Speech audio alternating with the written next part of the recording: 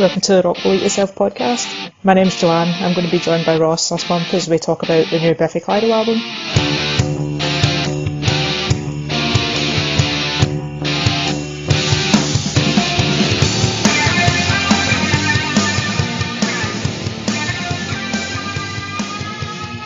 So I take it there's probably no reason to really ask how you've been because it's probably the same as last time.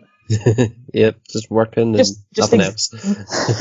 Finding new music is essentially it. Yeah, we're going to just be doing the Biffy Clyro album this month just because life's been pretty hectic for me over the last month. So I've listened to music, but not to the extent of what I normally do. So what I think we're going to do, like going forward, is we're still going to do this podcast, but we're going to maybe try and get back into writing a wee bit as well, just depending on how things go with that. Not making any promises, but like hopefully just kind of getting back into the swing of that a wee bit, just so that we're not leaving that like empty for months and months until gigs maybe come back like next year. Next year, we're lucky. Yeah, I hope we get at least small gigs, you know, like tiny gigs where there's like 10 people. That's still better than nothing, but who knows? It's going to be weirder for the metal ones, considering that we're used to just sort of like running about the place, and now we're probably just going to have to stand in one spot and not move. I don't even think you would have. I think you would need to sit. I think that's how they're going to have it. Is either you have to sit, or it's like 10 people and you have to stand 2 meters from each other. God, that's going to suck. Yeah.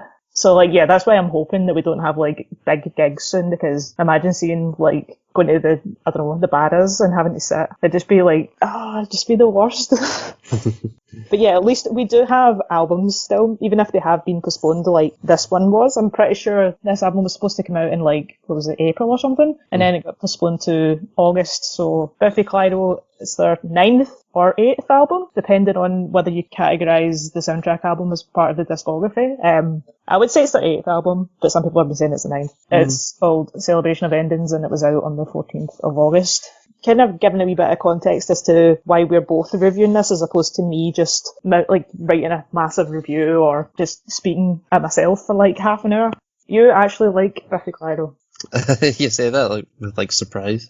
Well, you did say that people might be surprised because that's right about metal. That's very true, actually. But to be fair, I kind of got into them before. I was kind of like into extreme metal, so they've kind of just stayed with me. I think if I listened to them now and I hadn't listened to them before, I probably wouldn't like them, but I've still got a bit of a soft spot for them. Yeah, I mean, I'm kind of the same, but I'm more into just different stuff. But yeah, like when did you get into them? I take it would have been on Only Revolutions or Opposites or something like that. Yeah, exactly. Because I think at the time, it was the time when basically I just got all of the music that I wanted off of Kerrang, and they used to just play Mountains like all the time. But then my uncle actually bought the CD, and I was in the car with him, and I think I listened to the full thing and ended up just getting into it. Yeah, I was the same. Mountains was the first song I heard, so it would have been Only Revolutions. But then I just like went back and got pretty much like listened to all of their stuff. I know there's people out there that go like, oh, I only like the early stuff, or I only like the later stuff, but I kind of just like all of it. Well, most of it. I'm kind of a weird one because I've only really listened like back to Puzzles and like their first album, and that's it. I've not actually listened to like Infinity Land or anything like that. Oh, like that stuff is so mental. Like I can see why people don't like anything past the first like 3 albums, but it's so good. But I'm one of these people that I can basically listen to all of it, but sometimes I'm just in the mood to listen to like the later stuff or the early stuff that's just off the wall. Like they're like 2 different bands, but I just think they're good at doing both things really. So I'm basically like I'm a mark for Biffy Clyro. So that's how it was kind of a disappointment to me that I didn't like Ellipsis, like the last album that was out in 2016. It was very, like I liked it at first, right? But then after like a few months with it, I just kind of realised it was kind of flat. It was kind of not radio friendly, but it was very safe. Like Biffy Clyro are a bit weird. Even when they're big and very stadium rock, they're also weird and they're also kind of quirky. But that album, it still had moments of it, but it was very brief moments. Like you had blast beats on, was it Helix or Helix? I can never remember what the name was. There was a song on Ellipsis that had blast beats for literally like 5 seconds and then it disappears.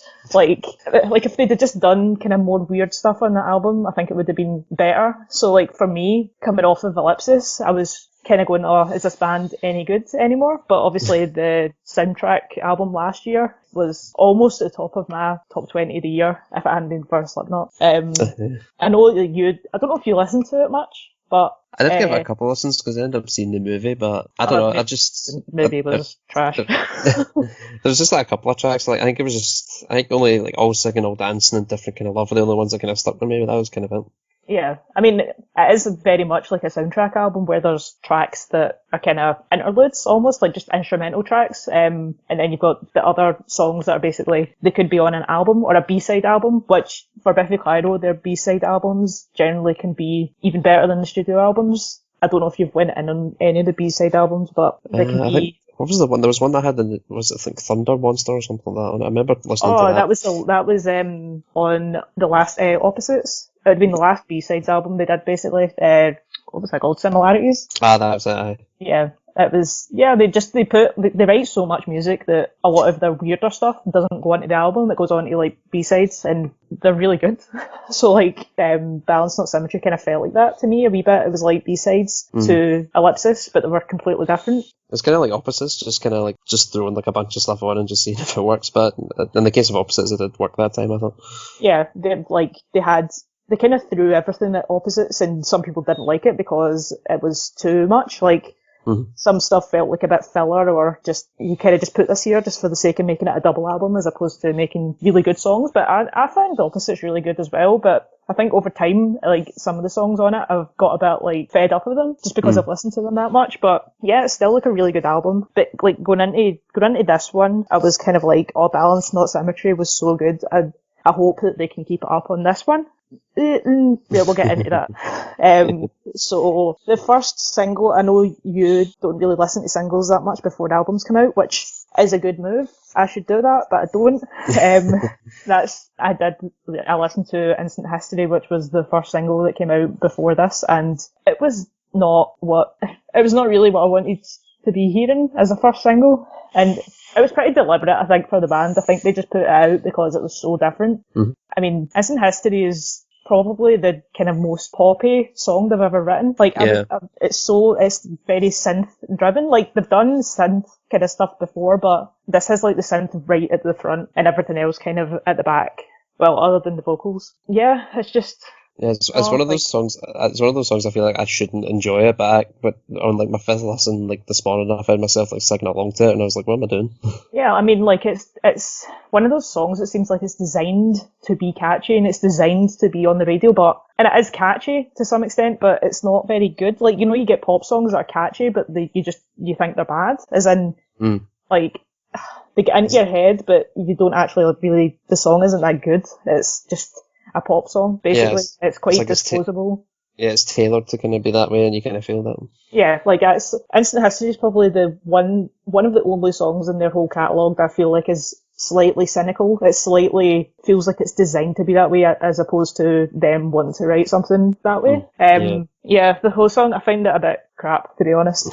I think what's weird about it is that the production on it makes it worse for me. Like, I've heard live versions of it since, and when they play it live, it's a lot better. Like, the guitars are more, like, higher up in the mix.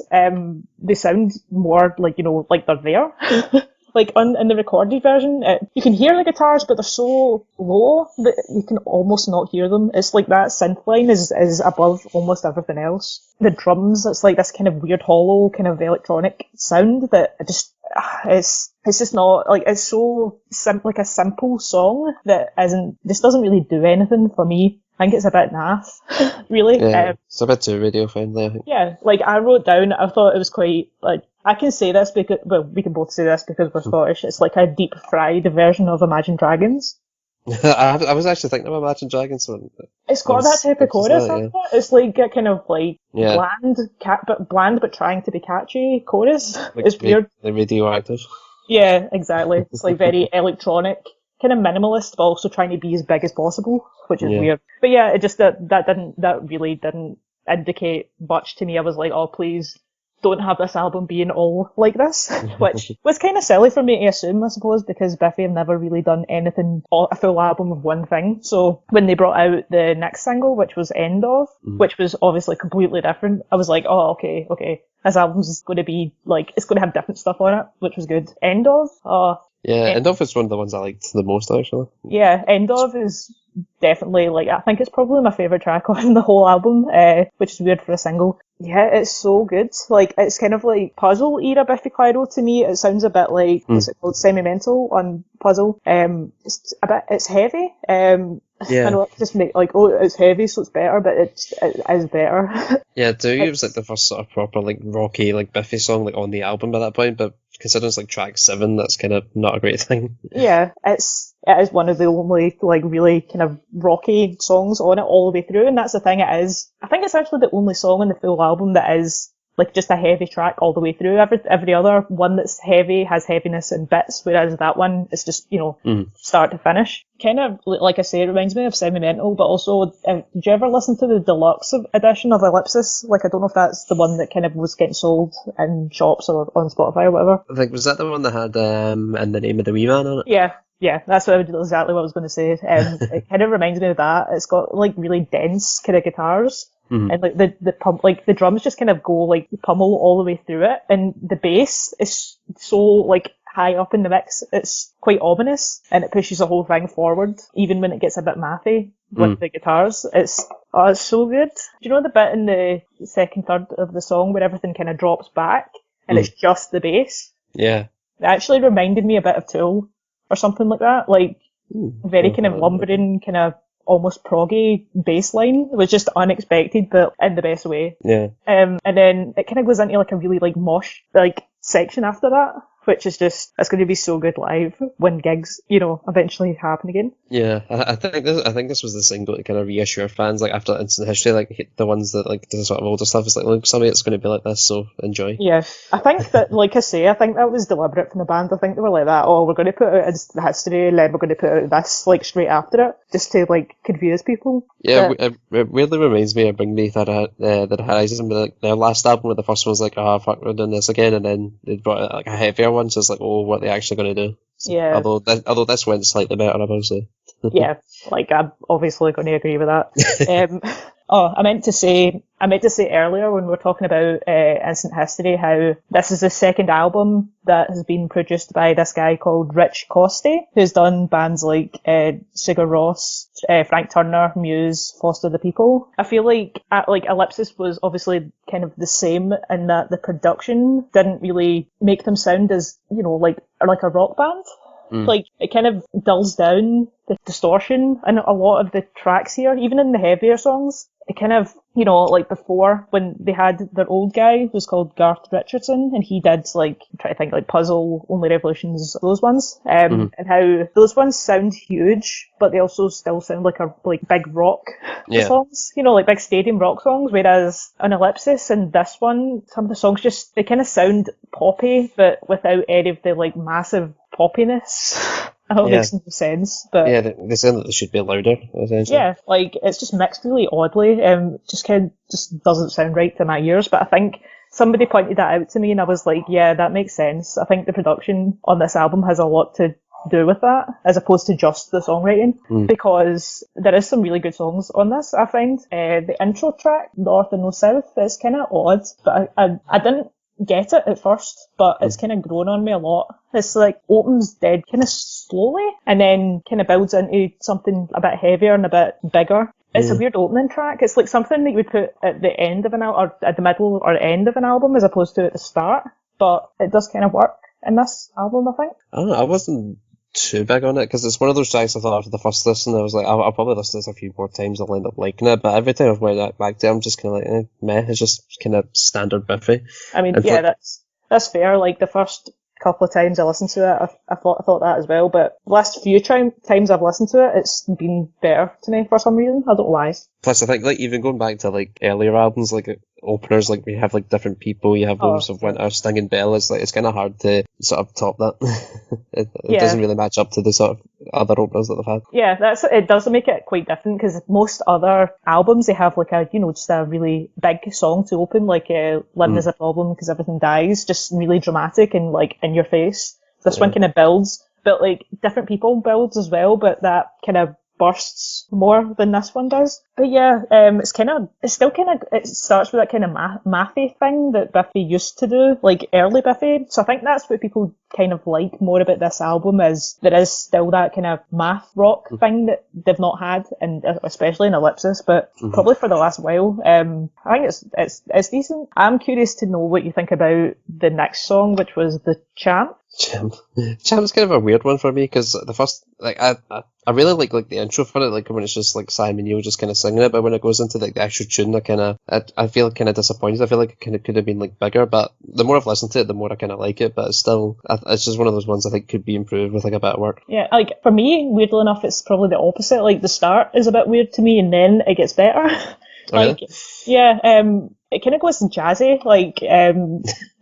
Like, do you remember the song Trumpet or Tap that was on Opposites? It was like so jazzy.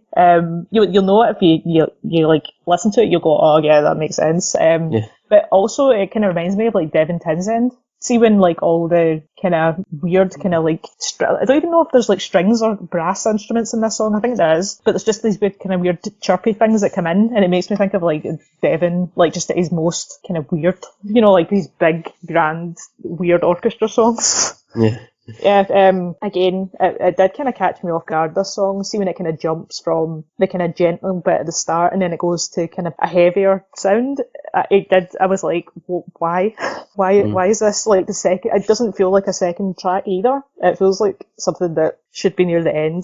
Again, the order of this album's a bit strange. It is a bit of a weird one. Although I do like the lyrics of it, you know, because it kind of goes with like our kind of views, you know, like having to deal with all the people saying, oh, things are better nowadays, and it's just like, nah, just shut up. Yeah, it's something I was going to mention later on, but like the lyrics on The Champ are better than some of the other lyrics that are on this album. I know what song you're talking about. Well, one song in particular, but like just throughout it, when they were writing the album, I think Simon was interviewed, kind of asking what the album's going to be about and things, and he was saying how this album was going to be the first one where it kind of goes outside of just his own personal life and goes into society and politics and things. And some bands that's good for. I mean, Biffy, I don't really know if that is. I don't think that works well for them, or at least not the way that it's been done on this album. In fairness, they've tackled like religion before, you know, like God and Satan. So I suppose politics isn't too much different. But the thing was, like on God and Satan, it was more like kind of shrouded in metaphor, and it was a bit like abstract. Whereas on this album, his lyrics are very like upfront and no flowery language or anything. It's just like saying what he thinks, but it just doesn't. Sometimes it does come across a bit like Bono or something, you know, like. Very political man. Yeah, like it's trying to be profound, but it just kind of sounds a bit cringy. I'll get to that later because there's some like specific examples I have of it, but there are like better songs. I think the next two songs like are again two singles, Weird Leisure and Tiny Indoor Fireworks. These ones are just massive songs, almost typical Biffy songs, but not in a bad way. Like, you know when Biffy can do like some of the biggest songs that you hear and just triumphant feeling songs that you just know that everybody will sing along to live. I suppose, I don't know, it's just that I've had like 5 or 6 listens of this album like to get for this, and those are two of the tracks I just don't like, almost don't remember at all. Isn't it? Really? Because like with Only Revolutions, like after a few listens, like I could remember what each track was like because they're all kind of different, but in this, I just felt like they were just kind of just standard Biffy rock tracks with not much going on.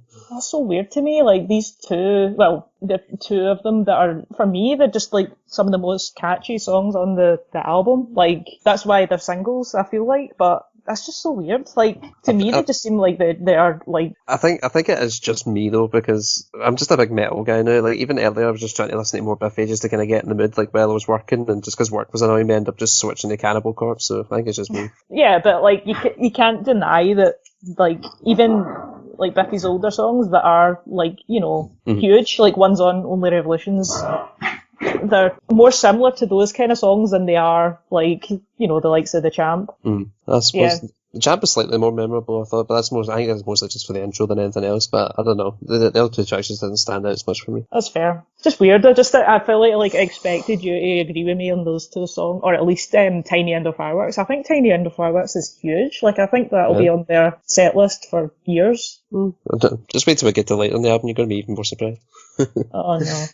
Oh no, I think I know what you're talking about, but yeah, I do think that on Tiny Indoor Fireworks there is a line on it that just kind of doesn't work for me. It's like the one that see the bit that goes like, "Oh, you're picking up the pieces, you're stepping off the ghost train." I don't know if you know what bit it is, but it's during the chorus and it's kind of clunky. I don't know why it just doesn't work in my brain, like the way he's put that together.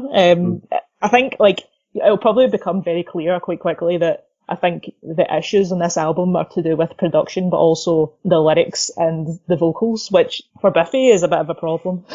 Because, his vocals are so at the front of things, and with, the strong accent and things, it just makes things a bit more obvious when they don't work properly. Yeah, just to me, like, there's just bits and pieces, like, throughout the album that just don't seem to work lyrically. I know I'm kind of lyric person, but other than that, I do think Tiny Indoor Fireworks is huge.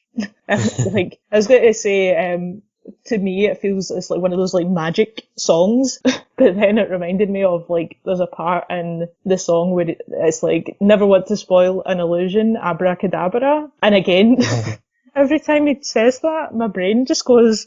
Like, I don't know if I want to cringe or laugh. It's just the way he says it. Abracadabra. You're like, why?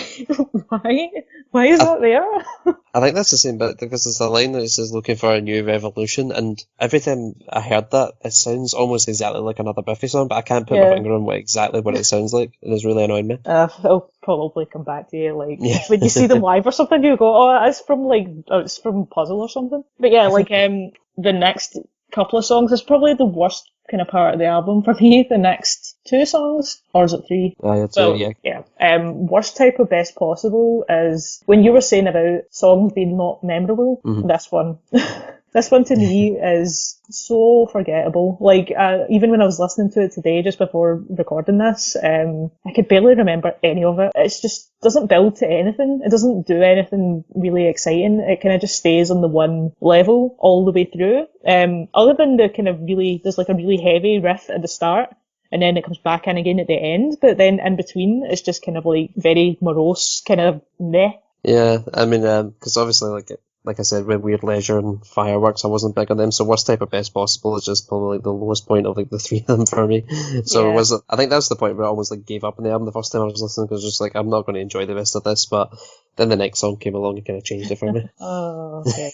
Okay, we'll just go into that then, to get this out of the way. Space is a ballad, so put it that way. I mean, like, Biffy they're not strangers to like writing ballads. They've had loads of them throughout the career, but this one, it's just too much.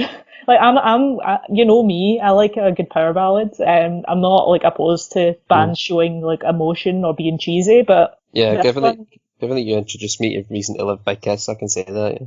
Yeah, but like, I think I'll be trying to wrestle this in my brain like over the last couple of weeks. I think the reason why I like power ballads so much is because they're both cheesy and extravagant. This song is just cheesy and it just doesn't, it's so sappy, and I can't get on board with the lyrics at all on this one. They're just so like cliche teenager writing a song for their classroom crush.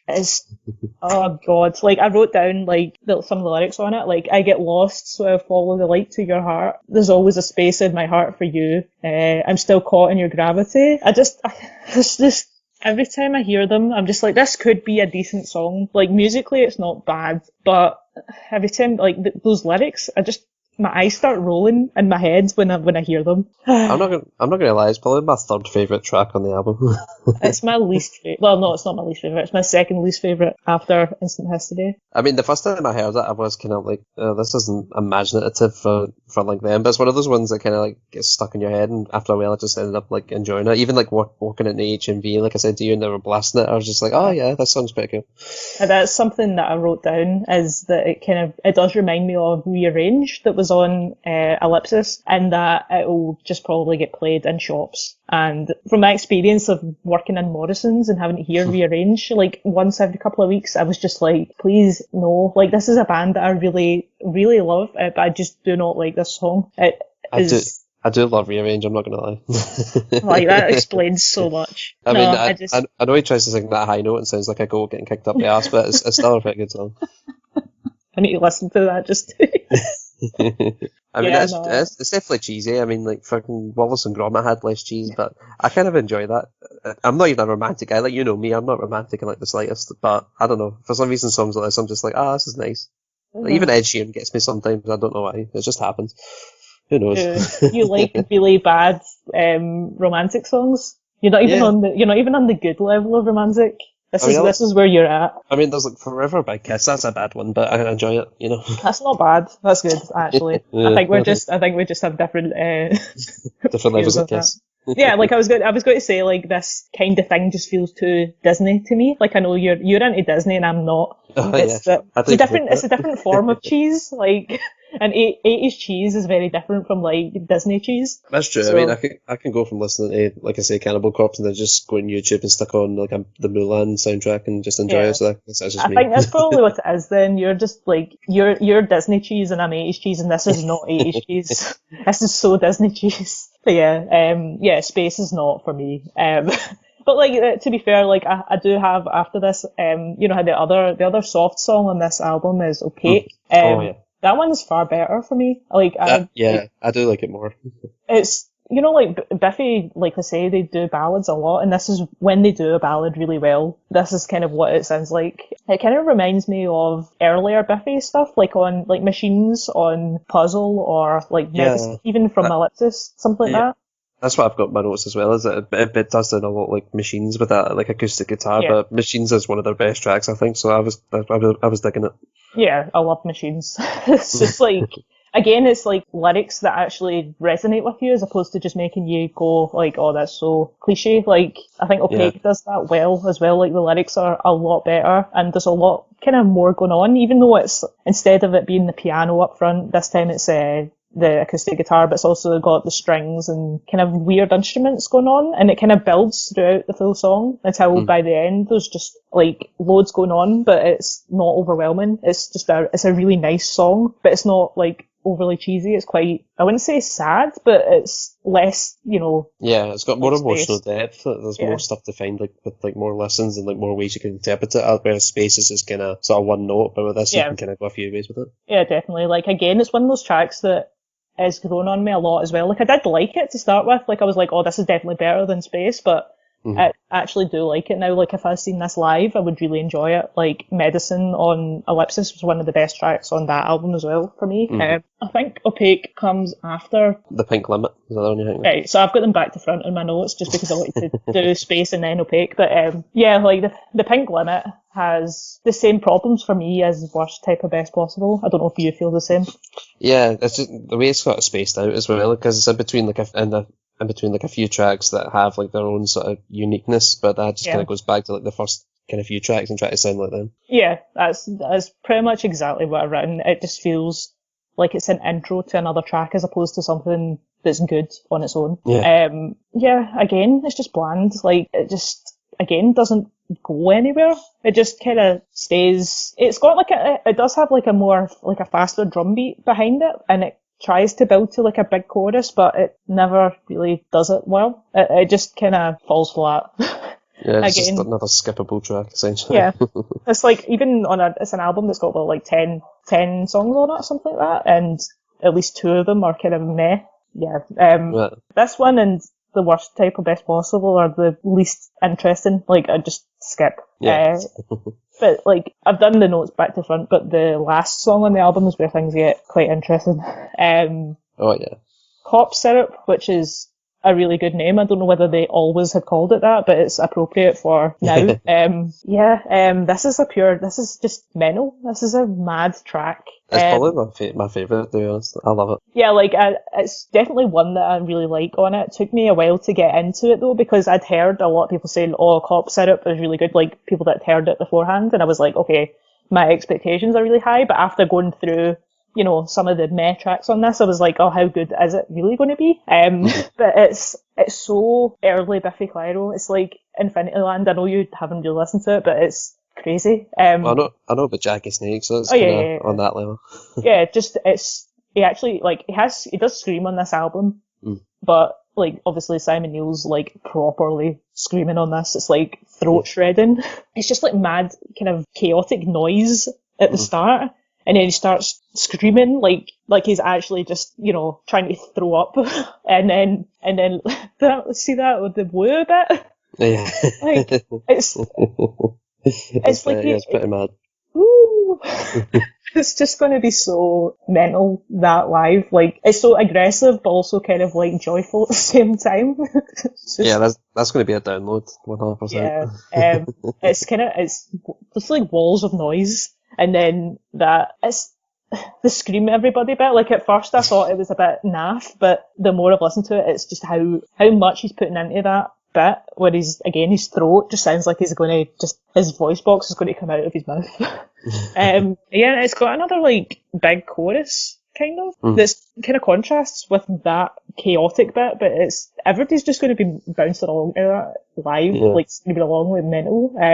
It is the contrast about the whole track that I do love, like, because obviously the first part is just like that massive sort of heavy bit, but when it goes into like that more sort of like orchestral melodic section, I think it's so weird. It's like, it's one of those things I can just lie back and just enjoy just because it sounds lovely, and then it just goes back to them screaming again. It's just brilliant.